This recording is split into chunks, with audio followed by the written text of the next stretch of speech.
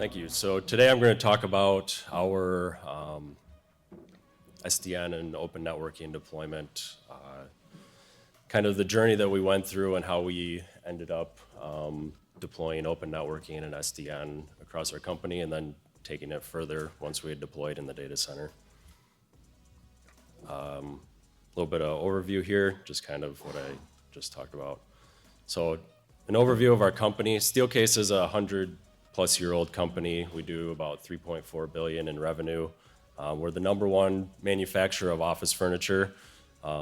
We manufacture desks, walls, floors, chairs for corporate, healthcare, educational verticals. We're headquartered in Grand Rapids, Michigan. We have 100-plus locations in 20 countries worldwide. And kind of relevant to this, we have active data center pair in Grand Rapids, and we have smaller regional data centers in France and in Hong Kong. We also have a growing technology products portfolio, which has kind of driven the need for a more adaptive and flexible network design. Some of our products are Room Wizard, which is kind of a room calendaring solution, display occupancy of a room. Different applications, we have content sharing, both from a wired and wireless standpoint. We also have a product called Workplace Advisor, where we deploy sensors into customer locations. We can take analytics, see how effective spaces are being utilized, make recommendations on those. So we're kind of, in essence, creating a lot of things that are going on to the network. So our journey starts back in 2014. We had a number of forces coming together which kind of were pushing us towards an upgrade. We had an imminent DC data center move. The building shown, which we referred to as the pyramid, was up for sale, and consequently one of our data centers was located in the basement of this building. This was going to kind of put us in 3 simultaneously active data center situations that we'd have to, as we were migrating out of the one into the other. We also had old switching infrastructure in our DMZ. The switches were 10 plus years old and really beyond their life.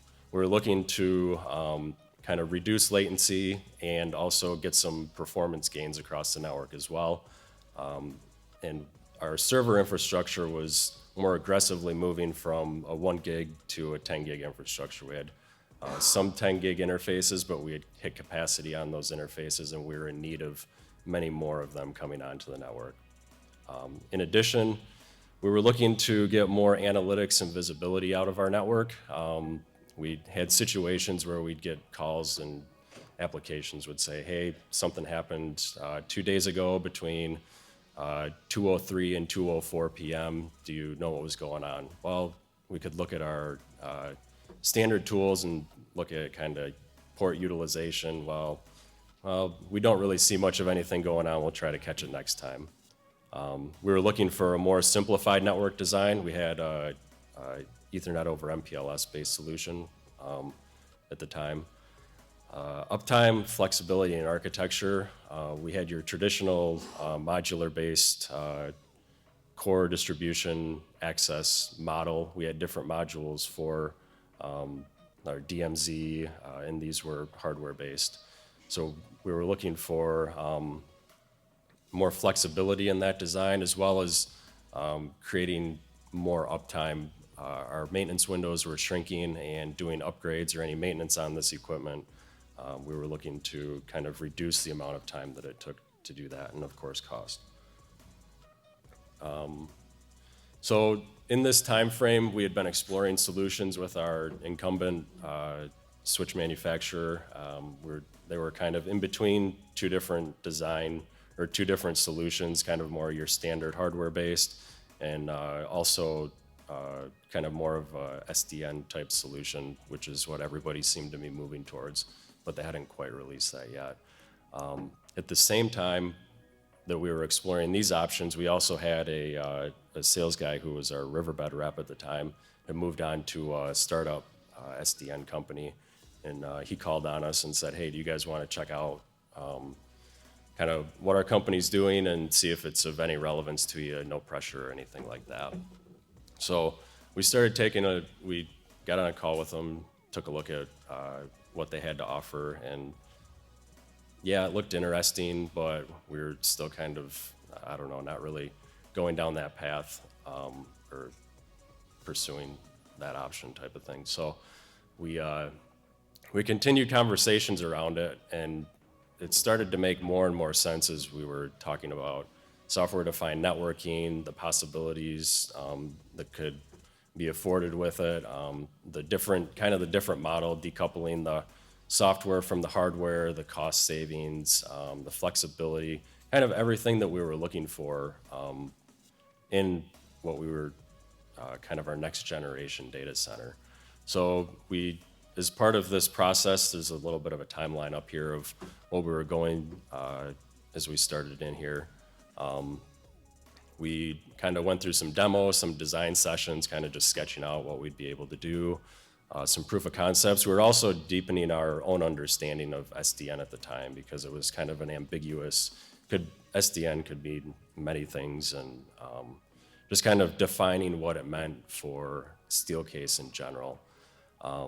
And as we worked through this, what we kind of ended up finding, there were different architectures, controller-less, controller, white box, bright box, and ultimately what we ended up going with was a controller-less bright box solution. Our team isn't very large, and we determined that while the white box is attractive for us, having kind of a certified solution that we didn't have to test in-house was kind of better as we were dipping our toes into this kind of new world. So we started moving forward with that. Kind of to make the decision, we went through, we laid out kind of a bunch of criteria, and we went through all of the different options we had, and we tried to not make any type of emotional decision and kind of check ourselves with the decision that we were going to be making. So we'd go through and we'd check off each box for latency, cost, complexity of design, flexibility, performance, writing down kind of the numbers and switching times and that type of thing. And ultimately, kind of what we came up with was the open network solution was very attractive to us. One piece of it, the risk aspect, was just that we were kind of moving on. We were going with a startup company, so there was inherent risk with doing so versus a well-established company that's been around for years. So we kind of communicated this up through to our leadership and laid out the benefits and the risks associated with doing so, and ultimately received buy-in from our leadership to move forward with this and their support to move forward. Onto kind of our in-depth design. We had our logical design that I talked about that was the standard 3-tier modular design. We had these different hardware-based modules for DMZ, pre-DMZ, campus, the data center servers, et cetera. We liked this design, and it was easy to troubleshoot, and we liked the kind of the separation of these different areas. And ultimately, we were able to migrate this same logical design into our software-defined network design, an open network design, which was nice for us because we were comfortable with it. What this looked like kind of from the physical and logical routing aspect was we had 2 cores, 2 spines, and we virtualized all of the routers on those spines. So carving those up and maintaining the boundaries in between those. At the access side, kind of the switch port side, we were able to take and essentially just have a stack of switches and allocate out any port to any module that we were looking to populate a server into. So if we wanted a WAN port, we'd configure a WAN port on the switch, and if we wanted a server's port, we'd configure a server's port on the switch, and it allowed us a greater flexibility and also higher port utilization because we didn't have to add another 48 ports into this stack. We'd just add another leaf switch into the design. This is kind of what it looked like from a physical standpoint, spine and leaf and core architecture, switches, or campus switches or servers or DMZ cabling into those.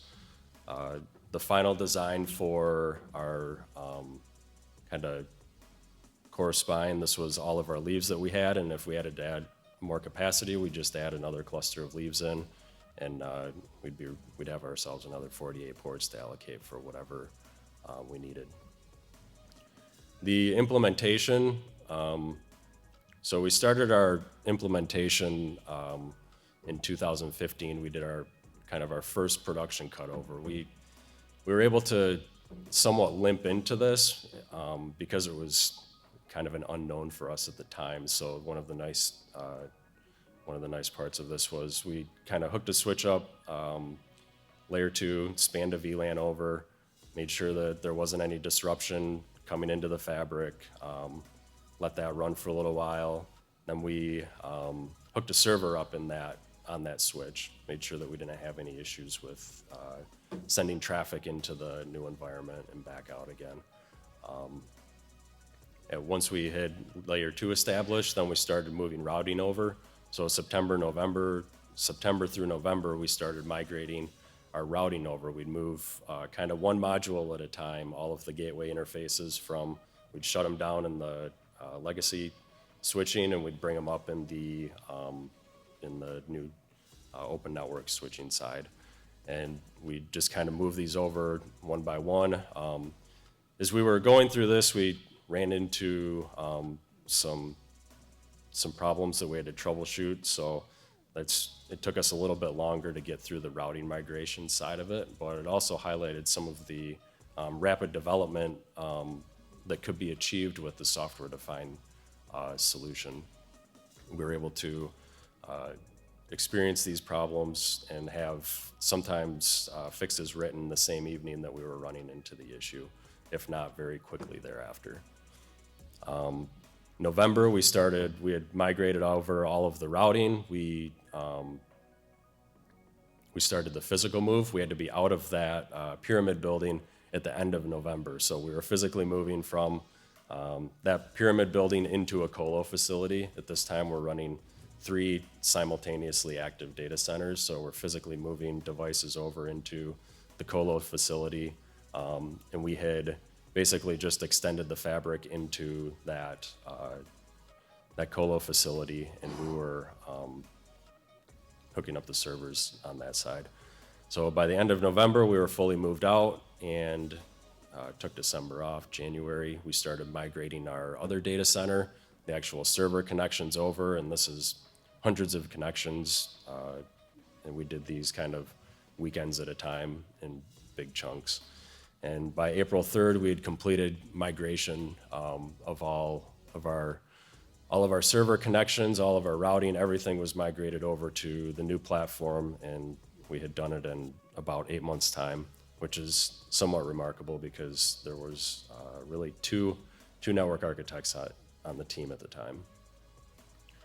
This is what it looks like in the rack. So we were able to consolidate 7 racks worth of chassis and gear down to 1 rack of switches there. So that's basically our full data center network infrastructure running in that 1 rack.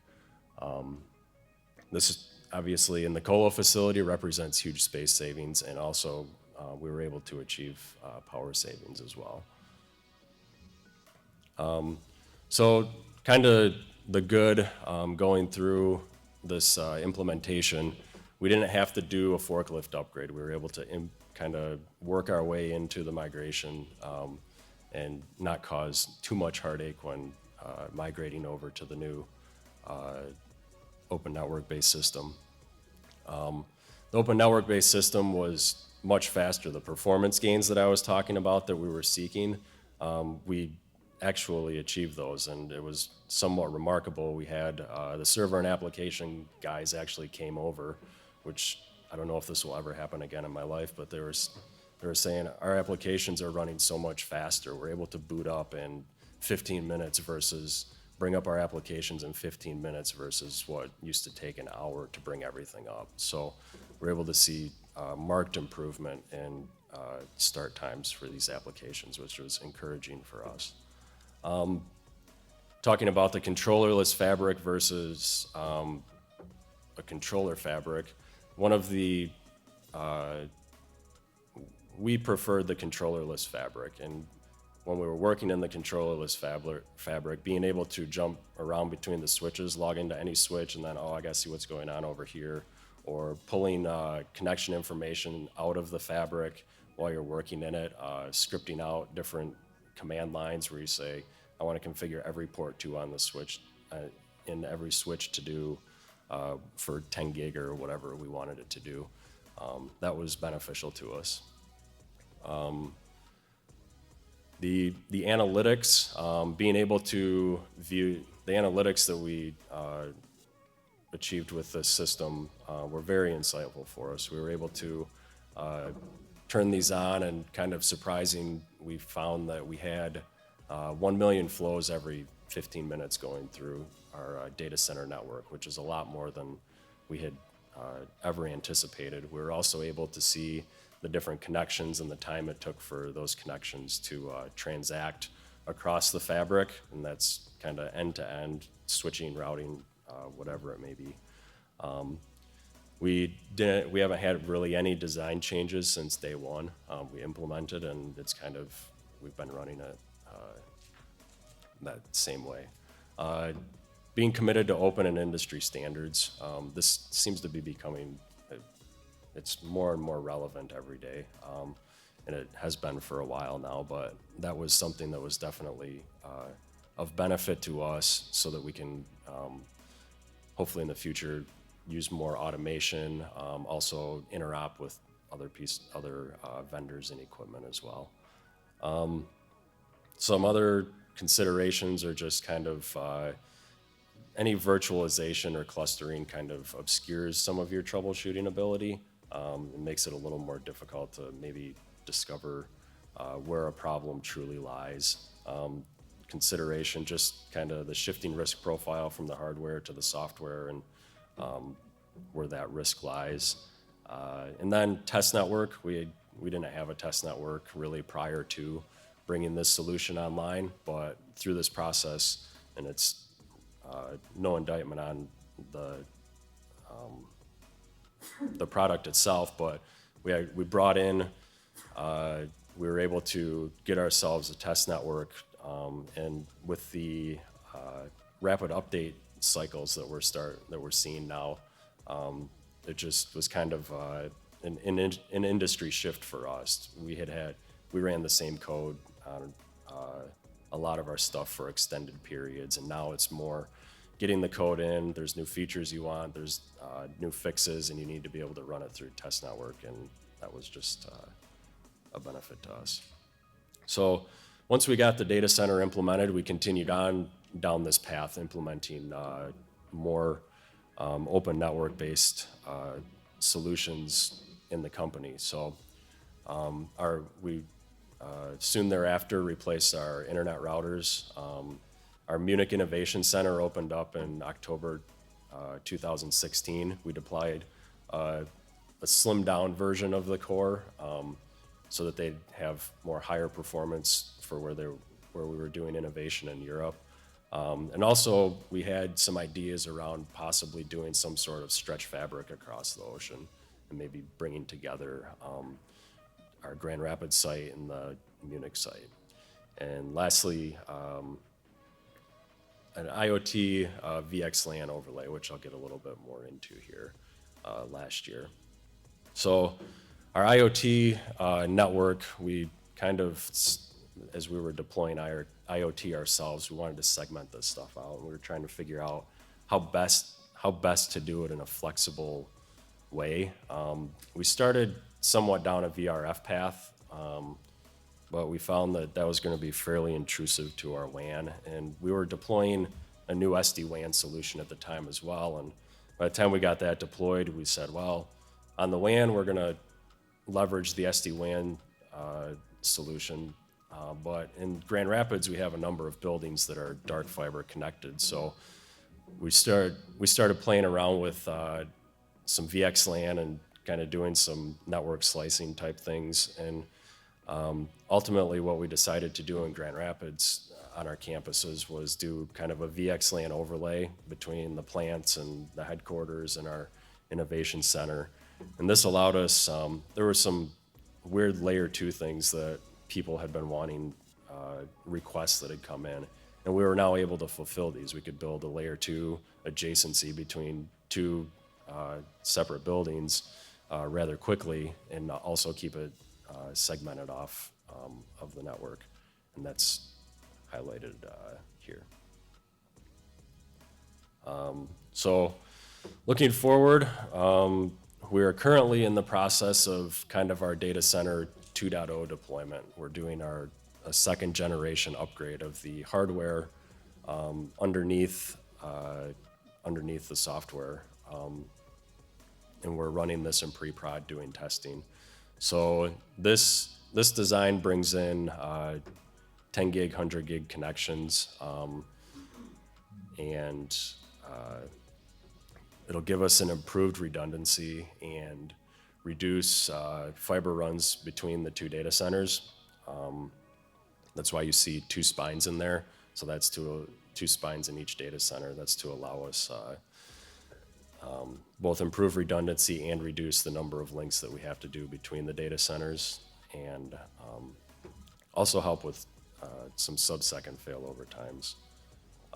This new platform will also allow us, well, the new platform is also an ONI platform, so it also allows us more flexibility in the software side, as well as increasing our analytics capabilities and automation. Beyond Data Center 2.0, we're looking at cloud opportunities, how to leverage potentially different fabrics out into Azure. We have more workloads moving out into the cloud, Azure, AWS, et cetera, and how this will kind of play into our network and network visibility. Stretch fabrics, I kind of talked about it. It's kind of always been in the back of our mind, either stretching further out to the the user access, or stretching kind of out across different locations. 5G, looking at network slicing and everything that 5G is going to bring with it, and where that will play into open networking and the different APIs and orchestration that will come about. And also edge compute and what that's going to mean for us in our applications. So in summary, I guess if you're not exploring open networking and SDN, start. We were, I don't know, I guess we got into it a while ago, so it's kind of, it can be scary at first, but it's not that bad. Determine the needs of your company. We went through this. There's 100 different variations. SDN, open networking, figure out what works best for your company. Industry is changing extremely quickly. This is even since we started. It seems that any planning much outside of 18 months anymore is kind of futile, because if you're not already implemented in that time frame, then you're going to probably be reworking it anyways, or changing it. So getting an idea, executing it, implementing it, open networking helps with all of that. And it's an exciting time for network engineers. Any questions?